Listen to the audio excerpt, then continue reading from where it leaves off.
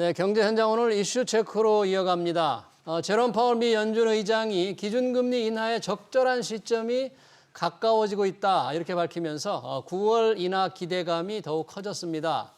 이에 따라 한국은행은 언제쯤 금리를 내릴 수 있을지 관심이 모아지고 있는데요. 시장에서는 8월 금통위에선 기준금리를 한 번 더 동결하고 10월 인하 가능성을 점치고 있습니다. 관련해서 김진일 고려대 경제학과 교수 모시고 금리 인하 전망 얘기 들어보겠습니다. 교수님 어서 오십시오. 네, 안녕하세요. 반갑습니다. 자, FOMC가 끝났습니다. 새벽에. 지금 9월 인하 가능성 파월 의장의 발언이 조금 명시적으로 나왔다고 해야 됩니까? 어떻게 얘기를 했습니까? 뭐 아침에 이렇게 미국의 여러 프로를 보니까 프로마다 좀 다른데요. 네. 그러니까 9월 셉템버라는 말을 꺼냈다는 걸 강조하시는 분들은 더욱 구체적이었다라고 구체적이었다. 하는데 그렇지만 한다고 얘기한 게 아니라 할 수 있다. 영어에 있는 가정법, could라는 단어를 써가지고 그러면 또 아닌 거 아니야. 그래서 약간 부정적인데 그래도 긍정이 조금 더 많은 것 같고요. 9월 그래서, 가능성을 더 긍정적으로 보는 분이 네, 많다. 그러니까 FOMC 미팅 그 이전보다는 9월 확률 예. 그리고 연말에 이자율이 얼마나 더 많이 내려갈까 하는 확률이 조금은 올라간 것 같습니다. 네, 그러면 9월보다는 할 수 있다. 이걸 지금 표현하지 않았다는 쪽에 생각을 했던 분들, 그럼 네. 파월 의장이 금리 인하에 대한 무슨 좀 조건을 좀 전제 조건을 좀 내걸었습니까? 그러니까 인플레하고 결국 고용 네. 등등의 데이터가 예상대로 흘러간다면 예상대로 이런 조건을 달았는데 그 조건을 달아서 9월에 한다고 했는데 그 9월을 좋아하시는 분들은 시장에 조금 그쪽이 한 60%고요.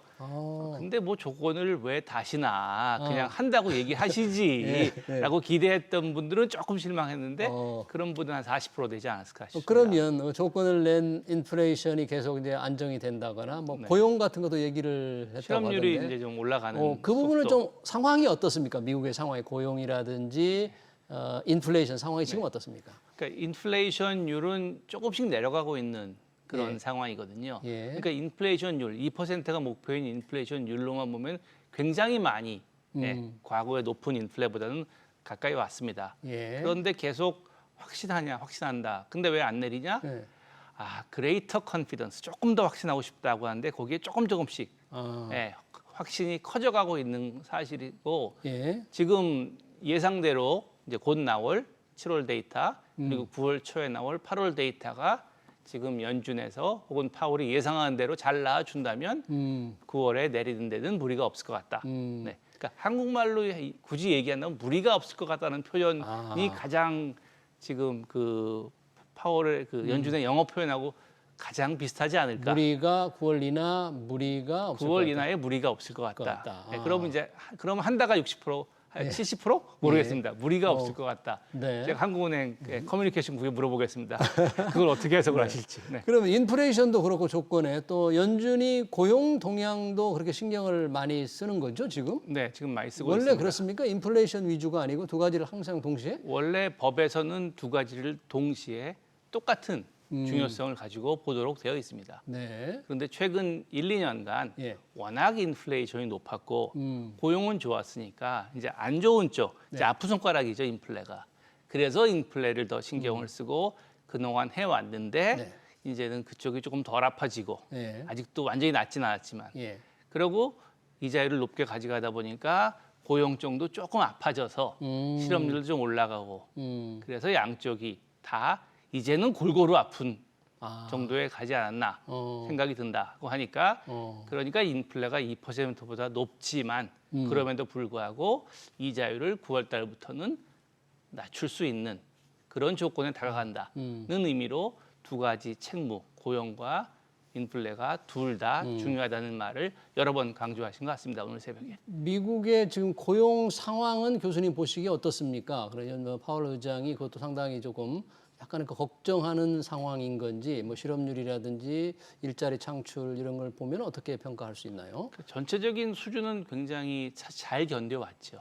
코로나 때도 물론이거니와 그 이후에 이자율을 높이 올리는 과정에서 고용이 굉장히 어떻게 보면 너무 잘 버텨준 셈입니다. 그러니까 연준은 편하게 이자를 올렸고 그래서 전 세계적으로는 우리나라나 유럽은 고생을 한 거죠. 예. 한국은 유럽은 고용이 안 좋았는데 미국만 좋아서 네, 그런 측면이 있는 게 사실이었던 것 같은데요. 네. 이제 미국 시장도 미국 고용 시장도 이자율이 높은 이자율이 오래되다 보니까 이제 슬슬 실업률이 조금씩 올라가는 그런 부분이 있어서 이제 고용도 신경 쓰면서 이자율을 조금 내릴 수 있는 조건이 조금 더 무르익었다라고 생각합니다. 그러면 이제 9월 금리를 낮추려면 7월과 8월에 물가 고용 지표를 좀 확인해야만 된다고 했는데 네. 그런 7, 8월에 나올 주요한 경제 지표, 물가나 고용 지표가 인플레이션을 자극하는 쪽은 안 될 거로 보는 거죠. 네. 인플레이션은 자극하지 않고 계속 인플레가 낮은데 아니죠. 그러면서 고용 지표도 이제 실업률이 예. 조금씩 올라가는 것으로 지금 될 것으로 생각하지만 물론 너무 올라가진 않고요. 실업률이 올라가는 쪽으로. 네, 네. 그러면서 이제 이자율을 9월 달에 낮춰 나가는 그런 방향으로 움직이지 않을까. 그럼 파월 의장의 이 기자회견이 끝나고 또 FOMC 이 성명서가 나온 이후에 주식 시장은 좀 올랐습니다만 우리가 관심을 갖는 이 금리, 채권 시장은 어떻게 반응을 했습니까?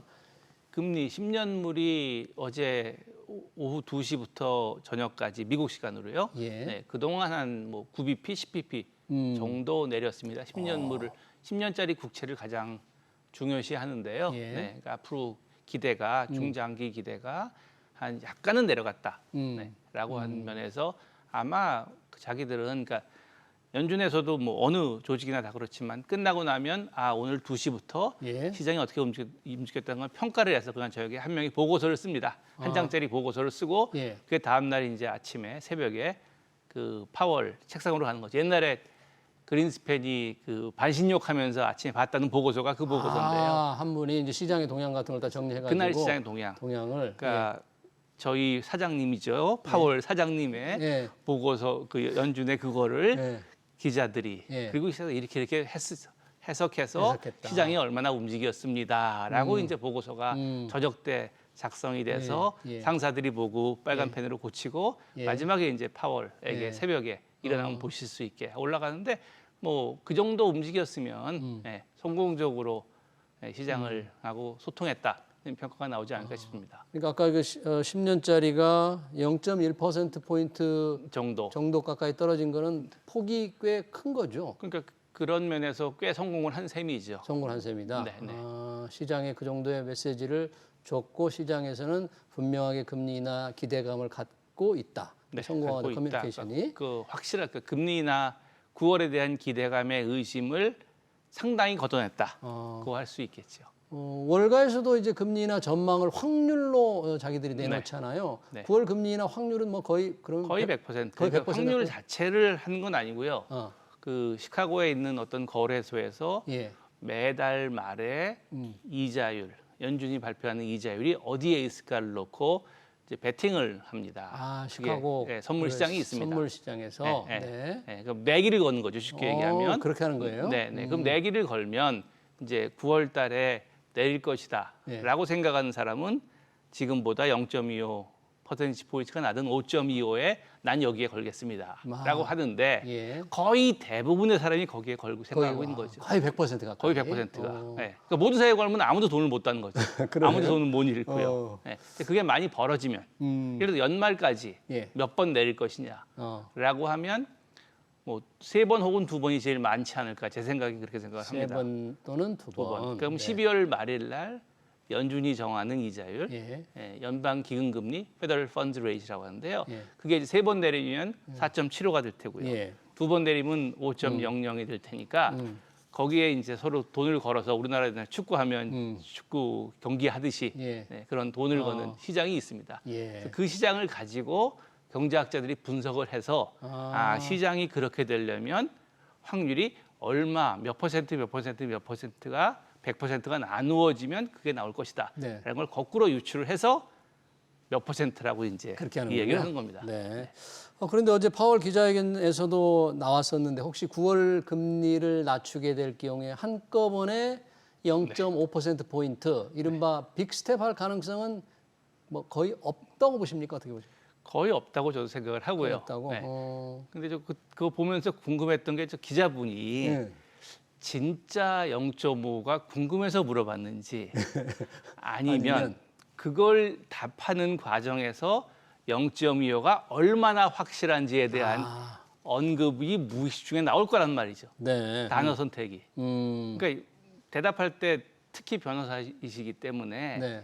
정보를 좀 친절하게 많이 주십니다. 파월 의장이. 그러니까 0.5에 대한 것은 정확하게 얘기하지만 그러면 이야기할 때 0.25에 대해서 얼마나 확신을 줄지에서 조심을 덜 하시는 거죠. 예. 그러니까 그 기자분이 모르겠습니다. 제가 잘 아는 기자는 아니라서 잘 아는 기자라면 그래서 너 혹시 물어보고 싶은 게 진짜 0.50이 궁금한 건지 예. 아니면 그 처음에 질문하신 거 저한테 0.25가 얼마나 확실하냐. 얼마나 확실하냐. 상당히 확실하다. 그거에 대한 정보를 파월이 쓰는 조동사라든지 부사에서 한번 알아내고 싶었던 게 아니냐라고 물어볼 정도로 0.5는 지금은 지금 교수님께서 그 연준의 이코노미스트로 일을 하셨잖아요. 네. 그러면서 그 많은 기자들을 좀 봤겠네요. 그 사람들의 질문 보고 그다음에 스타일이라든지.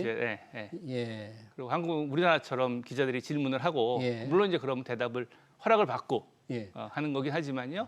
그러다 보면 이제 기자들의 생리를 알 수가 있고 그러고 나서 이제 그만두고 나서 기자들을 만나면 저도 편하게 물어보고 더 이상 이제 비밀이 없으니까 예. 그쪽에서도 해주는데요. 그런 식으로 그 질문 그 자체보다도 거기에 감춰져 있는 이야기하지 않은 그러니까 묻지 않은 게 진짜 묻고 싶을 때가 많은데 약간 그런 생각이 들었습니다. 뭔가 하나라도 파월 의장으로부터 좀 더 좋은 정보를 얻어내기 위해서 여러 가지를 이제 기술적으로 질문을 하는 거죠. 그래서 만약에 진짜로 파월이 무의식 중에 말해서 예를 들어서 그러진 않았지만 25야 확실하지만 50이야 하겠습니까라고 말을 한다면 그러면 그 앞부분이 크게 뉴스가 나고 그 기자분의 질문은 앞으로 계속 나올 거잖아요. 그런 거죠. 그러면 기자분으로서는 아주 크게 히트 치시는 거죠. 그러네요.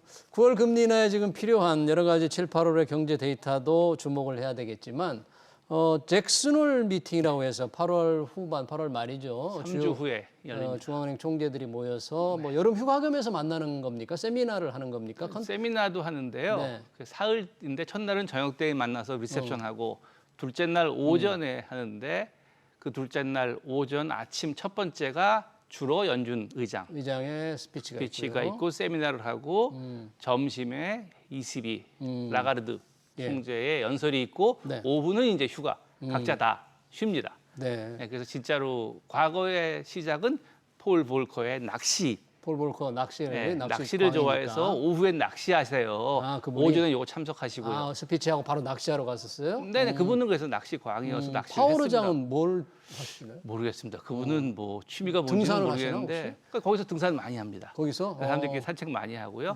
그래서 보통 이제 많이 쓰시는 화면 중에 양복을 안 입고 캐주얼하게 나눈 화면의 대부분이 그 오후에 연준 의장이 작년에 가장 유명한 사진은 일본은행 총재와 연준 의장, ECB 총재 세 명이 찍은 샷이 굉장히 많이 쓰였는데요. 그때 이제 편하게 입고 물론 양복을 입거나 그러신 분도 계시는데 대부분 다 편하게 입고 우리 하십니다. 이번에 이창용 하는 총재도 참석하겠죠? 작년에는 하셨는데 올해는 아직은 잘은 모르겠는데 그게 목금토 열리는데 미국 시간으로요. 목요일 저녁부터 금요일이 메인 이벤트고 토요일 날 오전에 또 열리고요.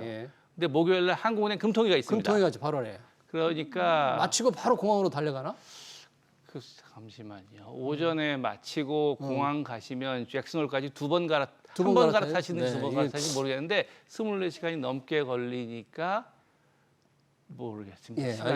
우리 좀 더 중요한 얘기로 넘어가 보겠습니다. 지금 역대 잭슨홀 미팅에서 혹시 생각나는 연준 의장의 좀 아주 주목할 만한 스피치 발언이 좀 있었던 적이 기억하세요?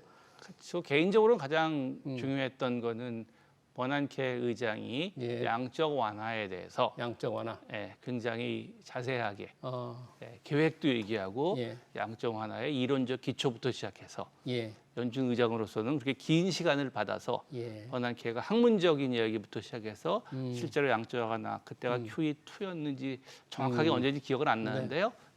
그때 얘기한 게 아마 잭슨홀 스피치 중에서 가장 많이 회자가 되고 있고요.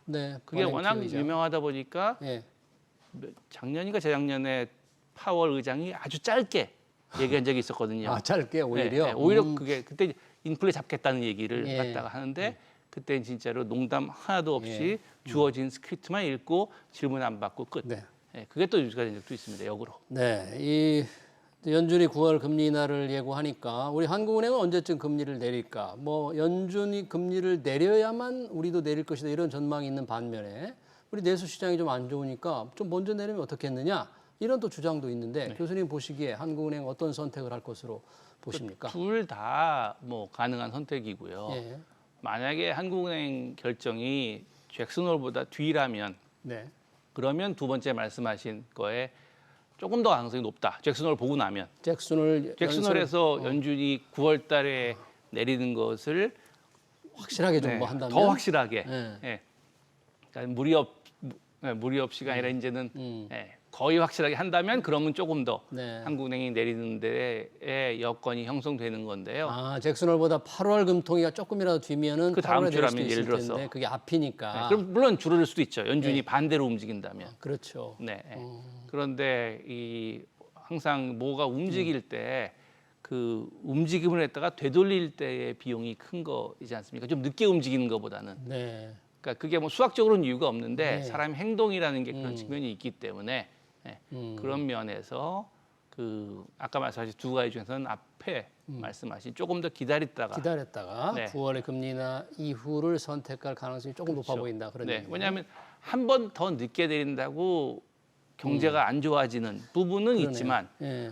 빨리 내렸다가 그렇지. 또 부작용이 생겨 부채, 버리면 가계부채, 가계부채. 주택가격 집값도 오르고. 네. 그랬을 때의 비용을 생각해 보면 네. 과연 어느 쪽을 더 크게 생각할까? 근데 그건 결국은 궁극적으로는 한국은행법 1조 1항에 있는 물가 안정, 1조 2항에 있는 금융 안정 네. 그 두 개를 어떻게 해석하는지 거기에 앉아 계신 7분이 네. 그거에 따라 달려 있지 않을까 생각이 듭니다. 저희가 이제 일본은 금리를 올렸고 연준은 인하를 시사해서 엔화 가치가 올라가서 앞으로 어떻게 될 건지를 좀 교수님 말씀을 듣고 싶었는데 그건 다음 기회에 듣도록 하겠습니다. 네. 네, 연준 관련 그리고 한국은행 통화정책까지 잘 들었습니다. 지금까지 김진일 고려대 경제학과 교수였습니다. 교수님 고맙습니다. 네, 감사합니다.